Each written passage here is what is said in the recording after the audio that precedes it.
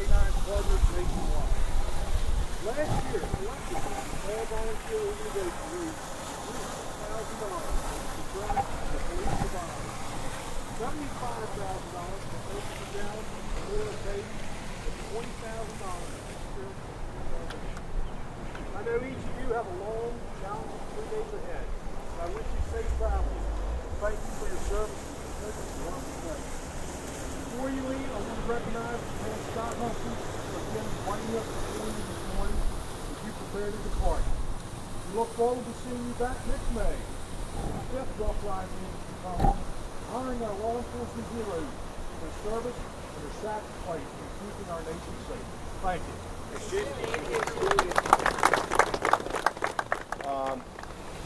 The numbers, how much we donate, those are all good things, but there's a lot of things that I think are immeasurable, and that's the good that we do. And you'll have to forgive me, but I'm going to go back a little bit in time. I want you to know how I think we got here a little bit. Yep, you push the button.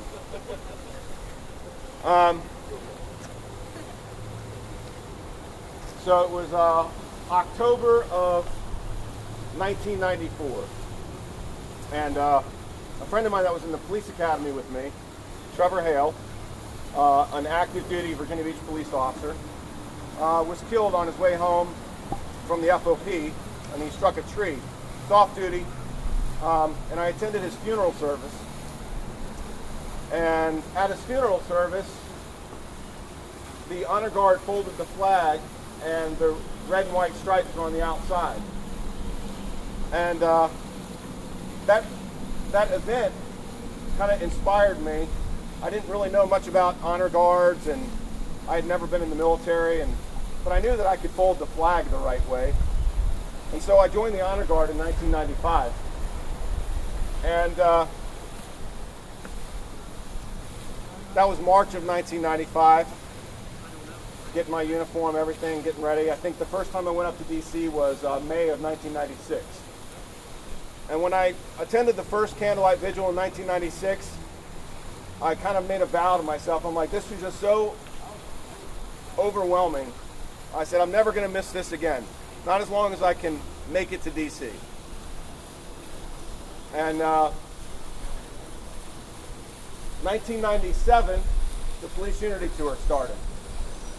And I was attending the candlelight vigil, and I heard their first year they raised $18,000. And I was like, wow, that's a lot of money. And I returned next year for the candlelight vigil, and they raised $50,000. And I saw Pat Monturi, the founder of the Police Unity Tour, and I noticed he was from New Jersey, and although I don't normally admit it, I'm from New Jersey. And so, I started talking to him. I said, hey, I think I'd like to get, some people involved in this. I think it's a good thing. Got his number, called him, didn't hear back. So another year passed. And the next year we started talking about it a little bit more.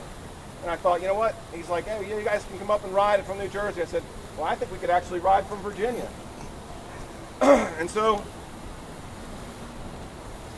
started thinking about it more. May 2001 was the first Police Unity Tour in Virginia. And we had 33 riders, including our support. And we took a 2-day trip up to Washington, D.C., 250 miles in 2 days. And it rained the last 30 miles pretty heavily. But we raised, I think we raised that year about $30,000 or so. And ever since then, we've been doing the ride. A lot of you know that, we did the Police Unity Tour for 10 years, and we never had anybody in the staff take any money. Nobody got a salary, nobody got a stipend, nobody got a take-home car. They did it because they're volunteers and they're committed to this organization, this group. And the group grew over and over and developed over years, and we said, you know what? We can do this without paying people. And that's why we divided and developed this organization. Cops, we chose because the survivors had talked to us and they said, you know, we like the wall and we appreciate the wall, the National Law Enforcement Memorial, but we're people. We have families and our lives have been shattered and we could use the help. And so that's how Law Enforcement United was born. And now we're 8 years into it. We're beginning another 8-year journey to Washington, D.C. I tell you that story, it's a long story, I know, but Aldous Huxley, an author, he once said, experience is not what happens to you, it's what you do with what happens to you. And this is your experience. You got to do something with it. And you are doing something with it. I think about all the people that are here and from how far they've traveled and all the effort they've put in. You're doing something with it. This is your experience.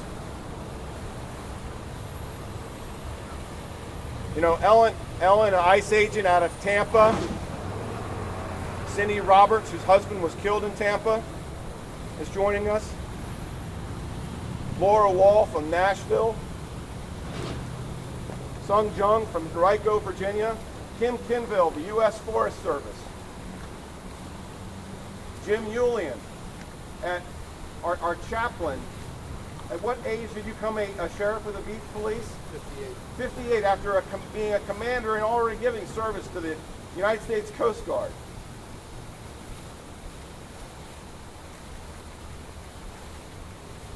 There's a lot of committed and dedicated people, and it makes me extremely proud, very proud, to stand here with you today.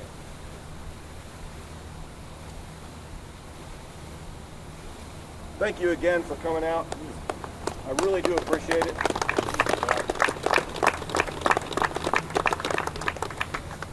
I want you guys to kind of circle up here. And Jim, would you come out to the middle?